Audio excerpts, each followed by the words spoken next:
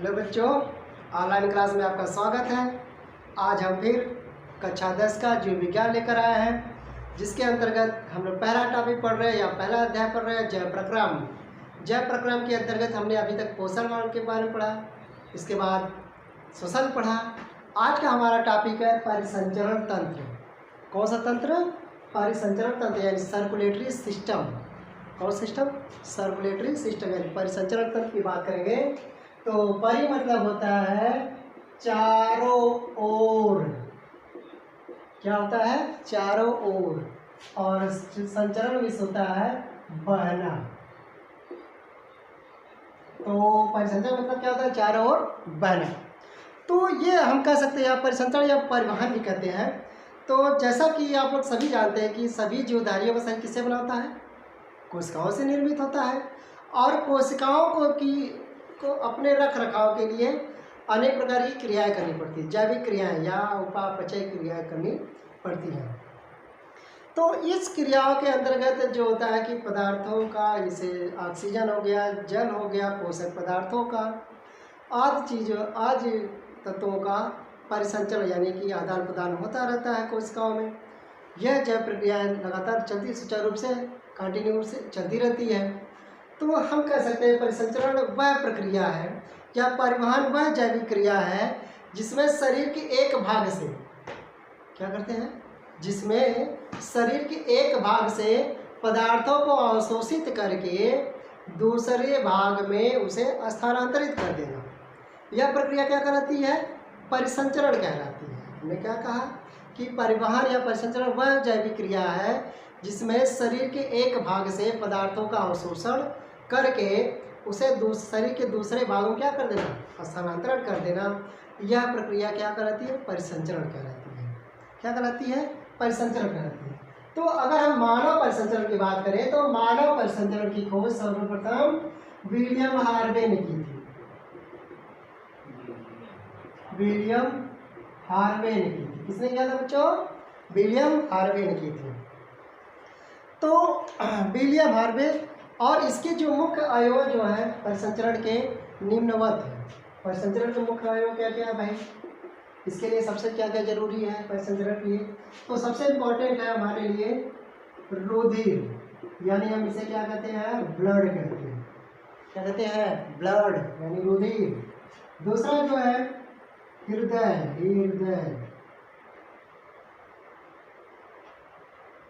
यानी कि हार्ट। और तीसरा जो है जिसे हम क्या कहते हैं?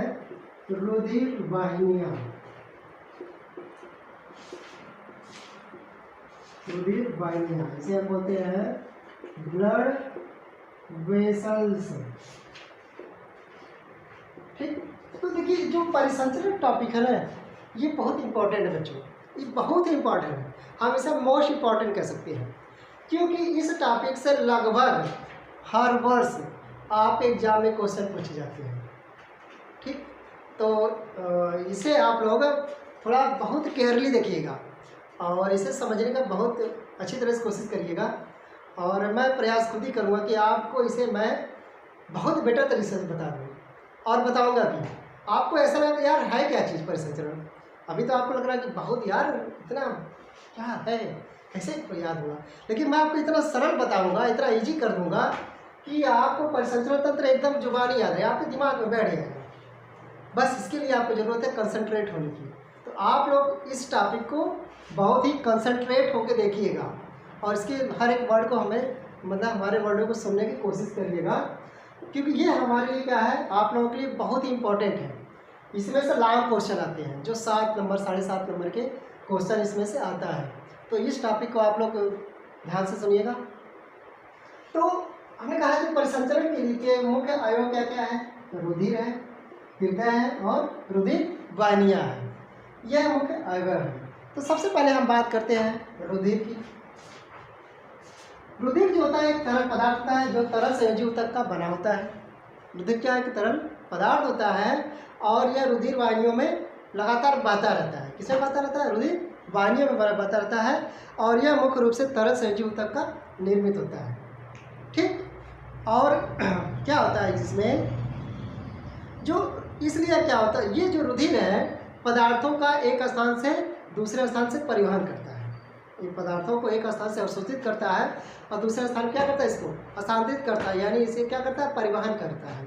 इसलिए इसे हम क्या कहते हैं, परिसंचारी ऊतक कहते हैं। इसे क्या कहते हैं हम, परिसंचारी। इंपॉर्टेंट टॉपिक, परिसंचारी ऊतक यानी सर्कुलेटरी टिश्यू कहते हैं। क्या कहते हैं हम, सर्कुलेटरी टिश्यू कहते हैं।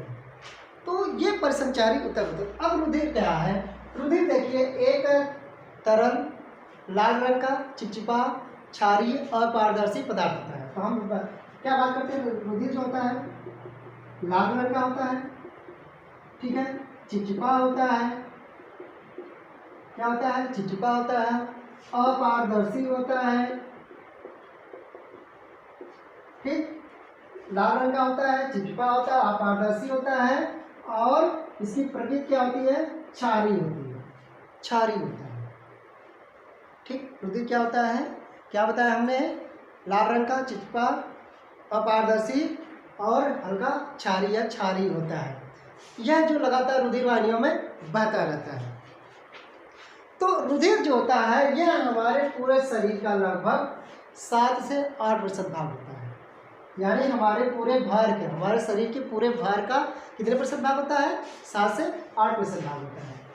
यानी 7 से 8% भाग क्या होता है, ये रुधिर हमारे पूरे शरीर का होता है। यानी हमारे सपोज दैट, मान लीजिए हमारे शरीर का भार कितना हो, भार कितना हो बेटा, 80 kg है, ठीक। तो अगर पूछ दिया कि एक मानव के या कोई व्यक्ति है उसके शरीर का भार 80 किलोग्राम है, तो उसके शरीर में कितना रुधिर होगा, कितना होगा, तो हम 7 से 8% भाग हम बताएं। ये पूरे शरीर के भार का 7 से 8% भाग होता है। तो हम क्या कहेंगे इसे कि 80 गुणे 8/100, यानी ये कट गया 6.4 लीटर होता है,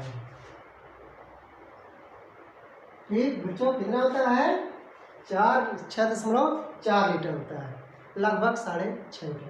अगर 70 किलोग्राम का भार है, किसी व्यक्ति का वजन 70 किलोग्राम है, तो उसके शरीर में रुधिर कितना होगा, तो 70 गुणे 8/100 कट गया 8/56, यानी 5.5 लीटर।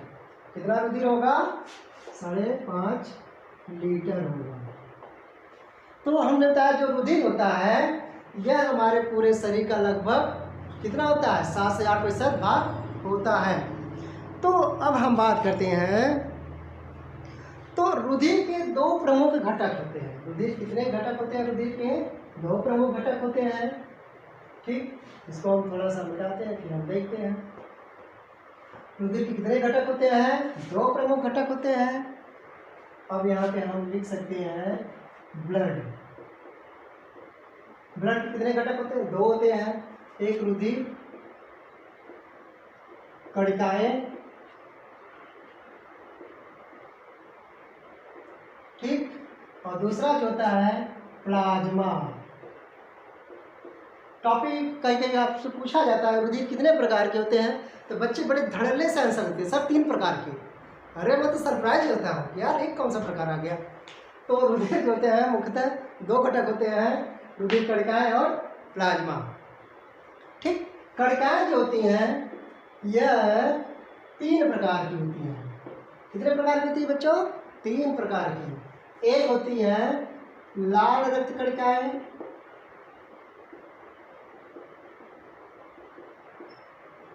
जिसे हम क्या कहते हैं, RBC कहते हैं।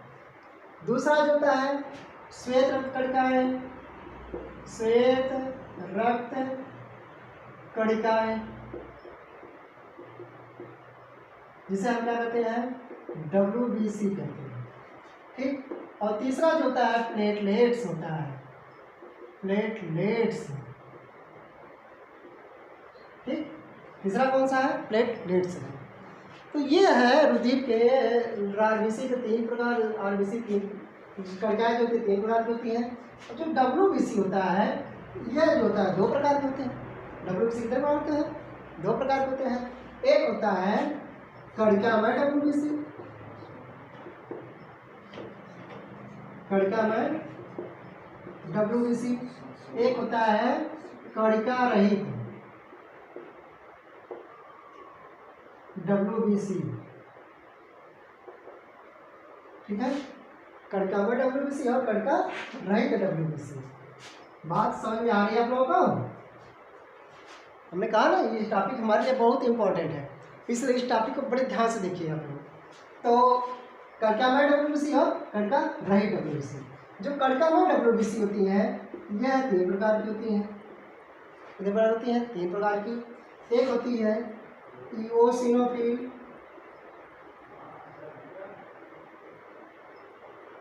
इओसिनोफिल्स। दूसरा जो होता है बेसोफिल्स। तीसरा जो होता है न्यूट्रोफिल।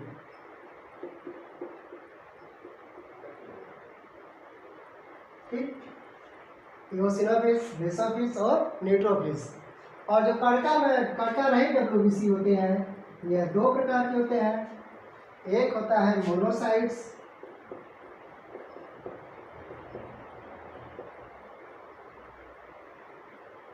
ठीक, मोनोसाइट्स, और दूसरा होता है लिम्फोसाइट्स।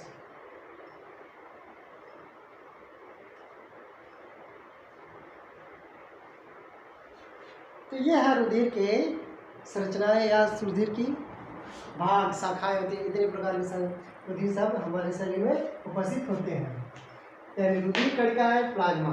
तो हम बात कर रहे हैं, देखिए जो रुधिर कणिकाएं होती है ना, यह पूरे शरीर का, पूरे रुधिर का लगभग 40 से 50% भाग होता है। कितना होता है? 40 से 50% भाग होता है।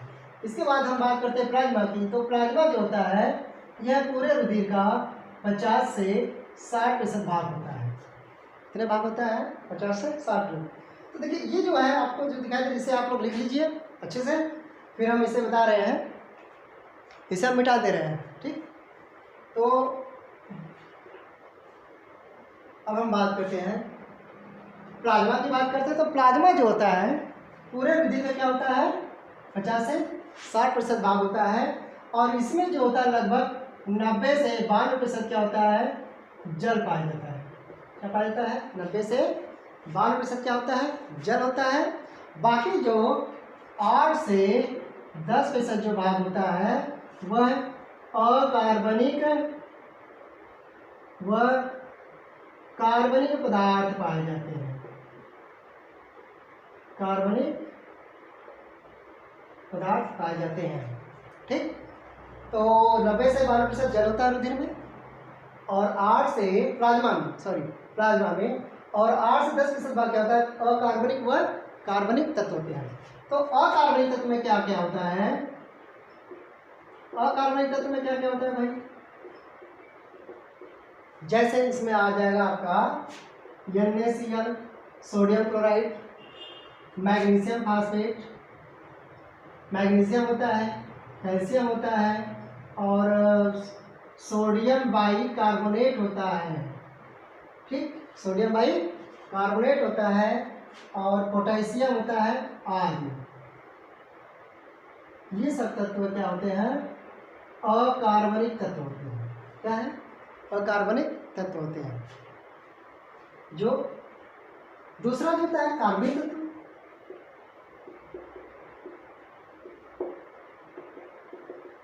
कार्बनिक तत्व में क्या क्या उपस्थित होते हैं?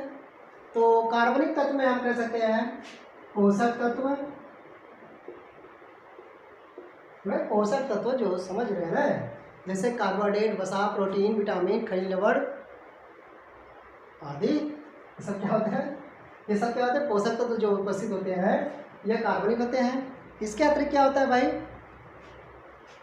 जो क्या होता है कार्बनिक? उत्सर्जी पदार्थ होते हैं। उत्सर्जी पदार्थ में क्या क्या हो सकता है आपको? अमोनिया, और क्या होता है? अमोनिया हो गया, यूरिया हो गया, व यूरिक अम्ल। ठीक, प्रोटीन होता है कुछ जैसे फाइब्रिनोजन,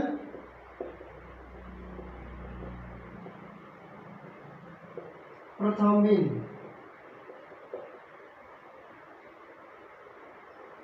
फाइब्रिनोजन और प्रोथ्रोम्बिन। देखिए जो फाइब्रिनोजन जो प्रोथ्रोम्बिन दिखाई दे रहा है, यह जो होते हैं रुधिर का थक्का बनाने में सहायता करती है, सहायक होती है। कब रुधिर का थक्का? जब कहीं चोट लग जाए, ओपन वुंड होने पर, या जब कहीं चोट लग जाए, कट जाए, फिट जाए, तो जब ब्लड ब्लीडिंग होता है, यानी ब्लड या हीमोरेज कहते हैं उसे, हम क्या कहते हैं, हीमोरेज, यानी रक्त का स्राव होना, तो उस कंडीशन में क्या होता है कि ब्लड का थक्का जमाने में फाइब्रिनोजन और प्रोथ्रोम्बिन सहायक होते हैं। ठीक, इसके अलावा क्या हो सकता है, इसमें जो हार्मोन होते हैं और एंटीबॉडी होते हैं, एंटीबॉडी भैया, तो ये सब तत्व क्या होते हैं, कार्बनिक तत्व है। ये सब क्या है, कार्बनिक पदार्थ है। तो ये हो गए प्लाज्मा, प्लाज्मा की बात हो गई। अब हम बात करते हैं रुधिर कणिकाएं। तो हमने बताया रुधिर कणिकाएं 3 प्रकार की होती हैं। कौन कौन सी होती है भाई? पहला होता है लाल रक्त कणिकाएं,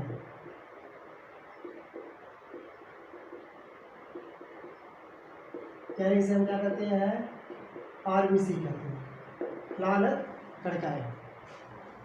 अब देखिए, हमने आपको बताया था कि जो रुधिर में कणिकाएं जो होती हैं, पूरे रुधिर का कितना होती हैं, 40 से 50% भाग होती हैं। 40 से 50% भाग क्या होता है, रुधिर कणिकाएं पाई जाती हैं।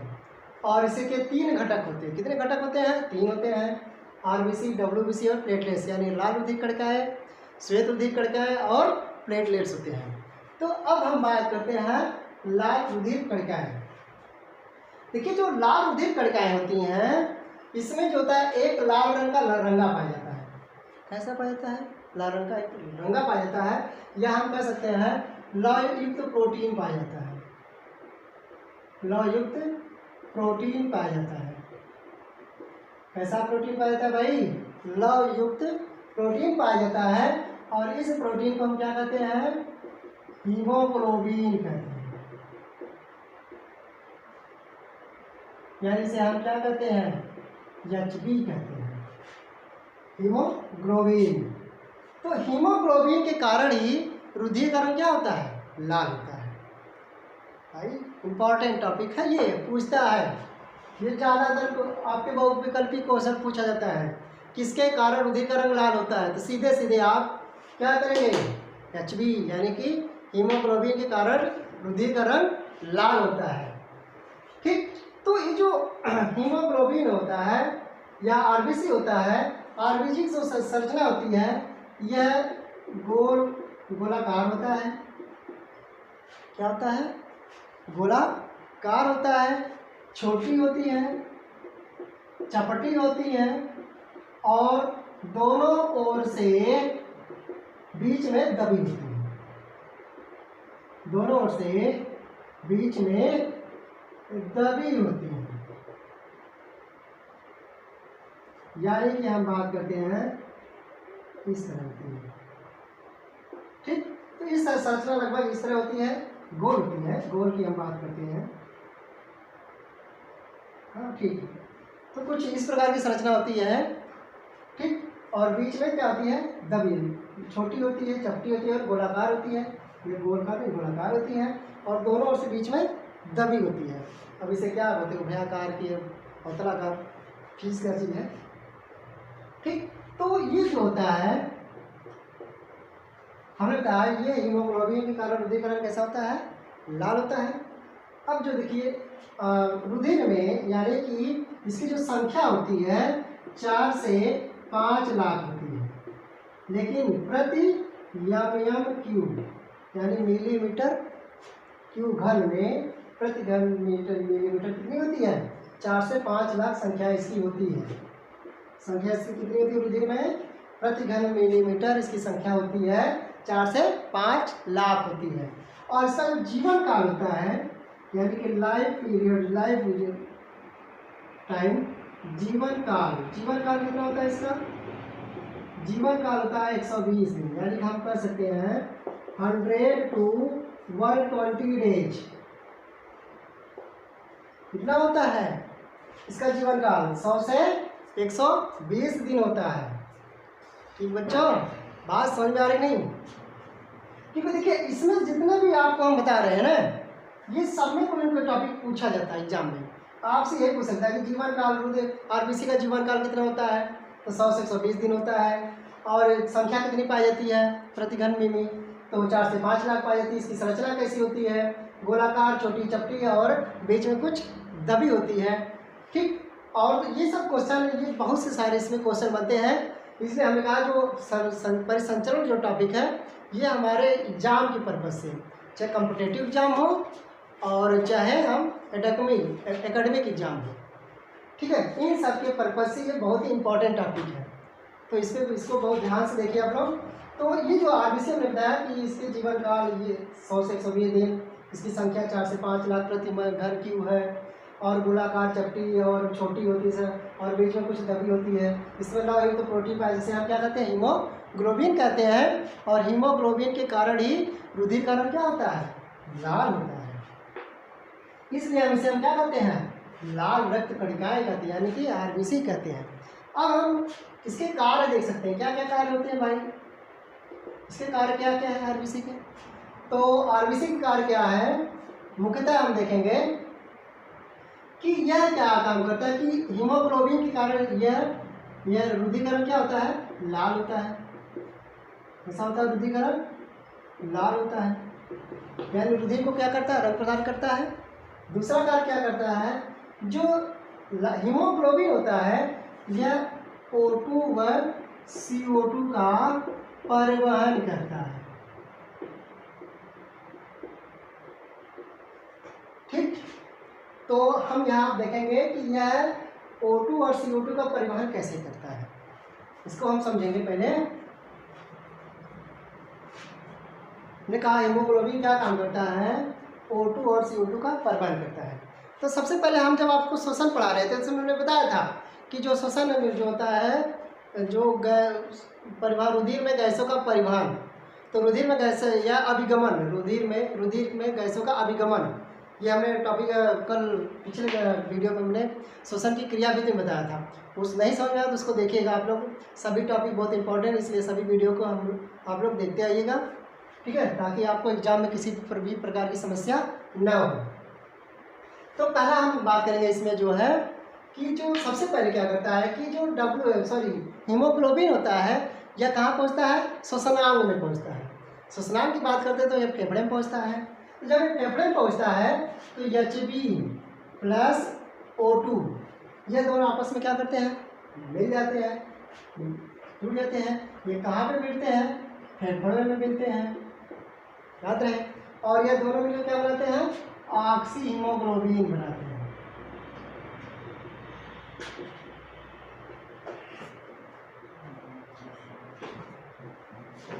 क्या बनाते हैं? ऑक्सी हीमोग्लोबिन बनाते हैं। अब ये ऑक्सी हीमोग्लोबिन क्या करता है कि अब ये रुधिर यहाँ से चल दिया, रुधिर अब फेफड़े से चल दिया। अब ये उन कोशिकाओं में जाएगा जहाँ पर ऑक्सीजन की आवश्यकता होती है, यानी उस बॉडी के उस भाग में जो पहुँचाएगा जहाँ पर ऑक्सीजन की आवश्यकता होती है। और क्या करेगा? अब ऑक्सी हीमोग्लोबिन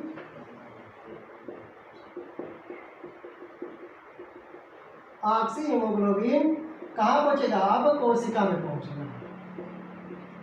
कहाँ पहुँच गया? कोशिका में पहुँच गया। जब ये कोशिका में पहुँच गया तो ये क्या करेगा कि हीमोग्लोबिन ऑक्सीजन को मुक्त कर देता है। इसे मुक्त कर देता है ऑक्सीजन को। अब क्या करेगा कि यहाँ पे कोशिकीय विनिमय होता है, कोशिकीय गैसों में विनिमय होता है। कोशिकाओं में गैसों का क्या होता है? विनिमय होता है। तो अब क्या करेगा? तो कोशिका क्या करेगी कि गैसों को अवशोषित करेगा। किसको? ऑक्सीजन को। ऑक्सीजन को अवशोषित करेगा। तो हमने बताया था कि अब यहाँ पे कोशिकाओं में क्या होता है कि ऑक्सीकरण क्रिया होती है। कोशिकाओं में क्या होती है? ऑक्सीकरण या दहन क्रिया होती है या ऑक्सीश्वसन क्रिया होती है। तो ऑक्सीश्वसन क्रिया में हमने बताया था कि यहाँ पे क्या होता है कि फूड उपस्थित होते हैं फूड यानी ग्लूकोज भोजन, ठीक। C6H12O6 प्लस O2 से ऑक्सीकृत होगा। जब O2 से ऑक्सीकृत होगा, कहाँ पे हो रहा है ये क्रिया? कोशिकाओं में हो रहा है।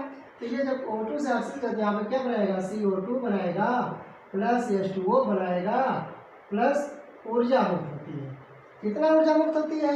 हमने बताया था 38 kilo calorie, sorry ATP, 38 ATP, यानी कि हम कह सकते हैं 686 किलो कैलोरी जो होता है ऊर्जा मुक्त होती है ग्लूकोज के द्वारा। तो यहाँ पे क्या बन गया कि ऑक्सीकरण क्रिया द्वारा यहाँ पे उत्पाद बन गया, अपशिष्ट पदार्थ बनता है। क्या बनता है? CO2 बनता है। क्या बनता है? CO2। तो यहाँ पे क्या किया गया? अब ऑक्सीजन को यहाँ मुक्त कर दिया, अब ये फ्री हो गया। अब क्या करेगा कि हीमोग्लोबिन अब क्या करेगा? CO2 से विक्रिया करेगा, यहाँ पे CO2 के साथ मिलेगा। अब क्या बनेगा? ये क्रिया कहाँ पे हो रही है? कोशिकाओं में हो रही है। कोशिका में हो रही है। कहाँ पे हो रही है भाई? यह क्रिया हो रही है कोशिका में। अब जब ये हीमोग्लोबिन प्लस कार्बन डाइऑक्साइड मिलेगा तो यहाँ पे बनाएगा कार्बोक्सी हीमोग्लोबिन बनाएगा।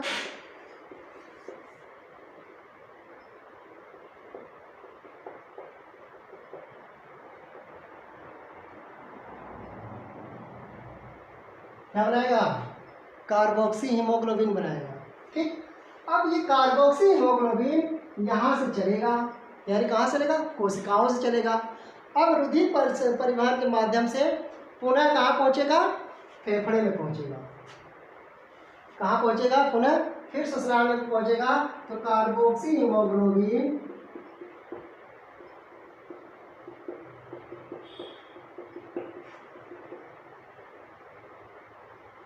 ठीक कहाँ पहुँच गया? फेफड़े में पहुँच गया। अब फेफड़े में पहुँच कर क्या करेगा कि HB कार्बन डाइऑक्साइड को मुक्त कर देगा। इसे मुक्त कर देगा कार्बन डाइऑक्साइड को, ठीक। जब इसे मुक्त करेगा तो हम निःशोषण द्वारा, कौन सी क्रिया द्वारा? निःशोषण क्रिया। हमने श्वसन क्रिया बताया कि निःशोषण क्रिया द्वारा हम इसे बाहर निकाल देते हैं। तो इस तरह जो होता है रुधिर में गैसों का परिवहन होता है, ठीक है। बात समझ में आ गई? तो ये है आरबीसी के कार्य। किसके कार्य हैं? आरबीसी के। तो इसी तरह क्या करता है आरबीसी जो है हीमोग्लोबिन रुधिर में कैसे और भी पदार्थों का परिसंचरण करता है, जैसे गैसों का परिसंचरण हो गया, परिवहन का, जैसे ऑक्सीजन और CO2 का परिवहन। उसी तरह हार्मोन का भी परिवहन होता है रुधिर में, पोषक तत्वों का परिवहन होता है, औषधि पदार्थों का परिवहन होता है। तो इस तरह सभी पदार्थों का परिवहन रुधिर के द्वारा ही होता है। तो ये हो गया लाभदायक कणिकाओं के कार्य। बाकी के हम आपको फिर अगले वीडियो में प्रोवाइड करेंगे। ज़्यादा हम समझाएंगे, ज़्यादा बड़ा वीडियो हो जाएगी तो आपको साथ कन्फ्यूजन हो जाएगा, इसलिए वीडियो को ज़्यादा से ज़्यादा देखिएगा और इसे समझने की कोशिश करिएगा। और इस हमारे चैनल को सिंह-करुण क्लासेज यूट्यूब चैनल हमारा है, सिंह-करुण क्लासेज, उस पर जाके आप इसे चैनल को क्या करेंगे? सब्सक्राइब करेंगे, शेयर और लाइक कर दीजिएगा। धन्यवाद।